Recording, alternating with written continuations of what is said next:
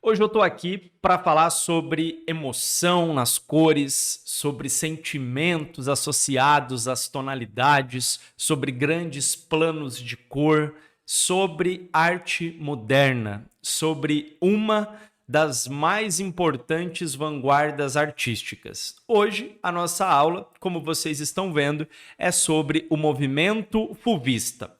Mas antes de nós começarmos a trabalhar a teoria e depois analisarmos as obras, é fundamental que você não esqueça de conferir todas as informações que estão na descrição de nosso vídeo. Nós temos as nossas redes sociais, nós temos os nossos contatos, nós temos um link onde você acessa este local e você vai conseguir baixar todos os materiais de nossas aulas. Então você pode dar uma passeada pelo nosso canal. Nós temos mais de 200 vídeos, aulas sobre arte, sobre história geral, sobre história do Brasil, história do Paraná, sobre temas variados, resoluções de exercícios, ou seja, temos muito conteúdo disponível para você.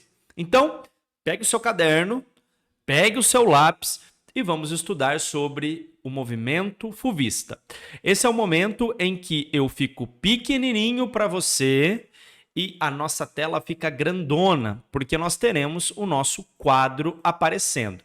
E você que já é velho de guerra aqui do canal, sabe que quando aparece esse quadro, é sinal que bastante teoria vai agora pingar na sua tela. E o que eu sempre falo? É importante que você tente organizar os seus estudos conforme esta apresentação. Por quê? Porque se você parar para analisar e para refletir, eu organizo as ideias no quadro como se eu estivesse em uma sala de aula presencial. Hoje eu estou usando este quadro, mas poderia estar usando este que está aqui atrás de mim. Então, se você passear pelo nosso canal, você vai perceber que tem aulas que eu uso este tipo de quadro e tem aulas que eu uso o outro quadro. E eu sempre busco organizar as ideias para que, se você copiar da mesma forma em que estar aqui, depois, na hora que você for revisar o conteúdo, você consegue entender passo a passo do que se trata, tá bom? Então vamos lá. Fauvismo ou fuvismo. É mais comum esse conceito aparecer com essa escrita, fauvismo, mas também não é raro você encontrar como fuvismo. Fuv, pera, daqui a pouquinho nós vamos analisar. Basicamente, nós temos um conceito. Nós temos uma palavra que acaba fazendo referência a um estilo, a um movimento, a uma estética. E qual era o contexto? O contexto que nós estamos trabalhando é o contexto do início do século XX. Você bem sabe, e se não sabe, agora vai retomar, que o início do século XX é um período de muitas transformações na Europa. Transformações políticas, econômicas, sociais, inovações, criações e também modificações artísticas e culturais.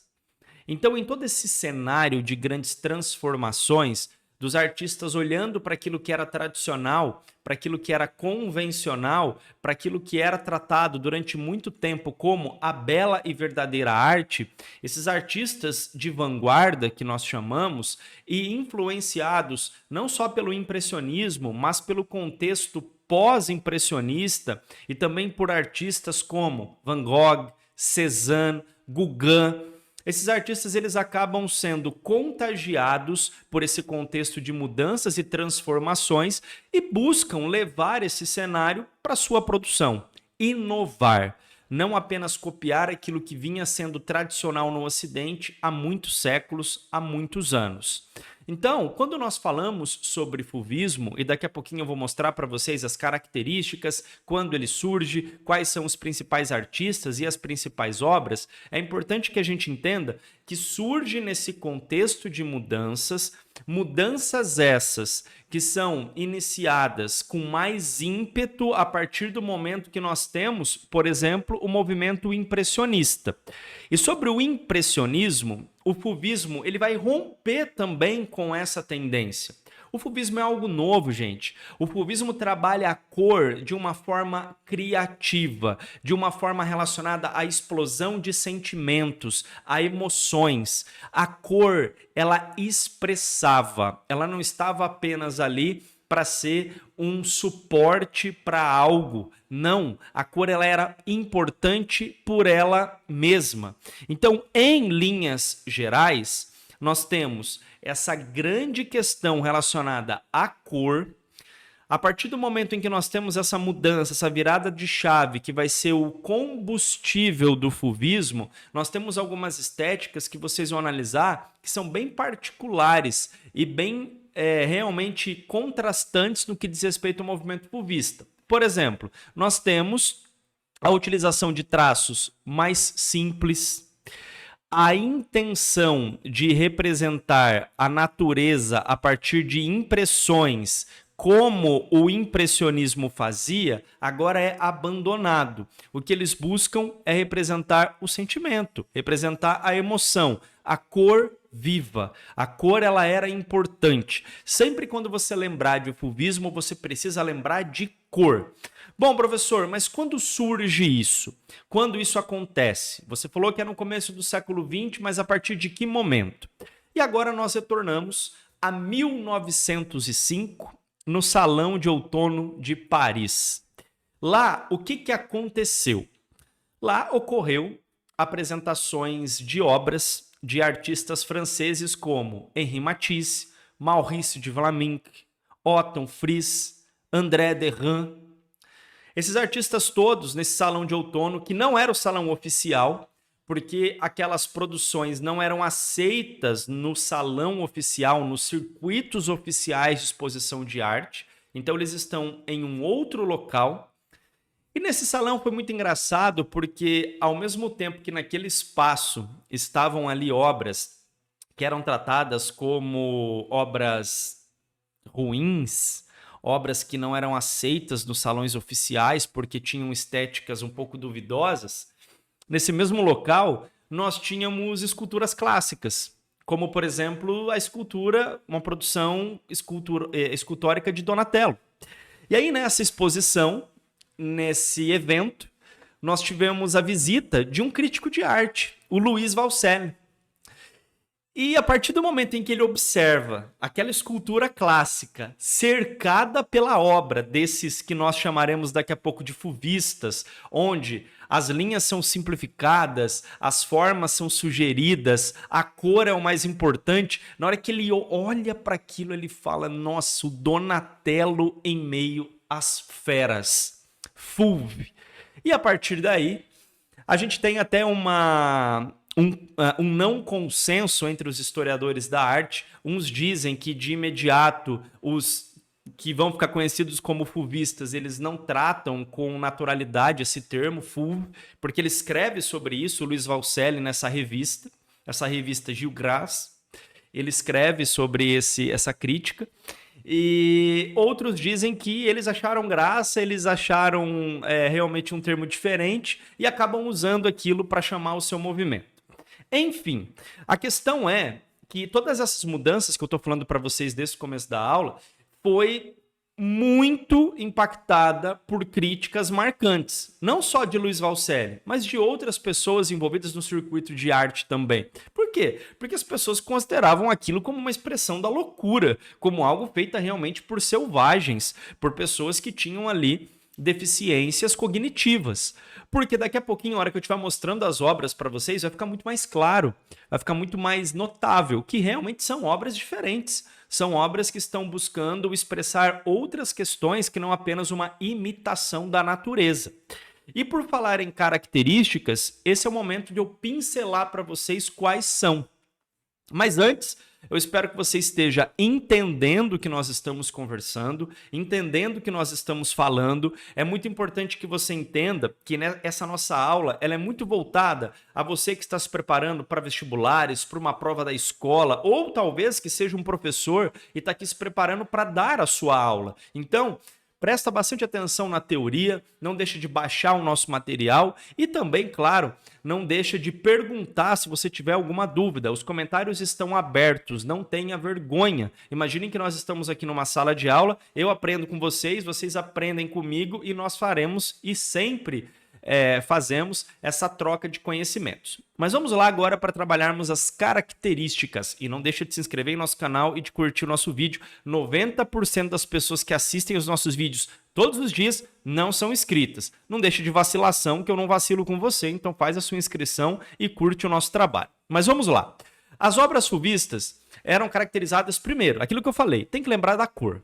A cor ela é protagonista. A cor ela é extremamente importante. A cor ela deve expressar de forma pessoal, livre e espontânea a emoção, as sensações, retratando elementos figurativos, elementos do cotidiano, não importa, mas a cor ela deve ser a protagonista. Nós valorizamos a cor. Há também uma simplificação das formas. As formas, elas são simplificadas. Daqui a pouco, quando eu mostrar para vocês como funciona as pinturas, aí vocês vão entender como é essa relação. Eu dou protagonismo para a cor, mas há uma simplificação da forma.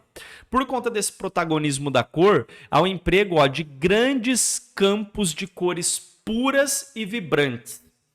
Sabe aquela tonalidade de cor, aquela gradação de tons?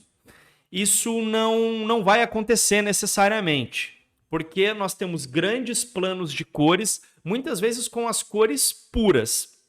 E a respeito do estilo, as figuras elas são sugeridas. O que significa isso? Nós temos a grande maioria das obras figurativas, ou seja, você consegue notar o que está ali, se tem uma árvore, se tem um ser humano, se tem uma pedra, se tem um céu, você consegue definir o que está ali, mas não é uma representação realista. Ele está sugerindo, é uma representação sugerida, figurativa sugerida. Esse grupo, ele não teve um manifesto, como outros que nós estudamos e vamos estudar, e também não foi um movimento organizado no que diz respeito, olha, um grupão organizado. Não. Nós tínhamos vários artistas que trabalhavam essas características, uns dando valor a determinado conceito, outros menos, mas não formou um grupo centralizado. Ou seja, olha, formamos aqui um partido da cor. Não teve isso. Bom, isso é o que eu tinha para trabalhar com vocês a respeito da teoria. Espero que você tenha entendido. Olha, em um contexto de mudanças, em um contexto de transformações, surge um grupo de artistas que resolve inovar. Ou seja, a cor vai ser a grande protagonista de nossas obras. E a partir daí você tem a simplificação das formas, você tem figuras sugeridas e não realistas. Num primeiro momento, eles são escrachados pela crítica, sobretudo a partir do crítico Luiz Valcelli. Então, o termo fulvo, ele é pejorativo. As feras, selvagens. Só que o movimento acaba sendo conhecido por isso. E agora chegou o momento de nós vamos observar as nossas queridas obras. Aqui nós temos Mulher com Chapéu, de 1904, do Henri Matisse, que é, sem dúvida, o grande nome desse movimento. Vocês percebam que as formas são simplificadas e há um grande livre-arbítrio em relação à utilização das cores. Olha esse quadro, por exemplo, do ano de 1905, A Linha Verde. Sabe aquele trabalho com a perspectiva tradicional, com aquela questão do claro e escuro, da sombra, da luz, que nós estudamos em vários movimentos? Nota como eles abandonam essas tendências clássicas e eles buscam inovar. Buscam inovar nos planos de cores, buscam inovar no que diz respeito à questão da perspectiva. Então há realmente uma inovação. É uma explosão de cor a partir de uma estética inovadora.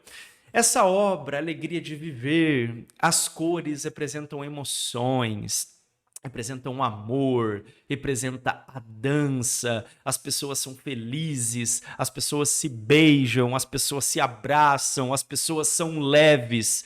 Basicamente é isso que o movimento busca, uma arte mais leve, uma arte mais alegre, uma arte mais feliz. As pessoas estão dançando, olha essa obra clássica do Henri Matisse. Essa obra, a dança, é clássica do Henri Matisse. Nós temos aqui 5 indivíduos, você consegue notar que são 5 indivíduos, as formas não são realistas, por quê? Porque nós temos um movimento que simplifica as formas e essas figuras seguem um estilo sugerido e não realista.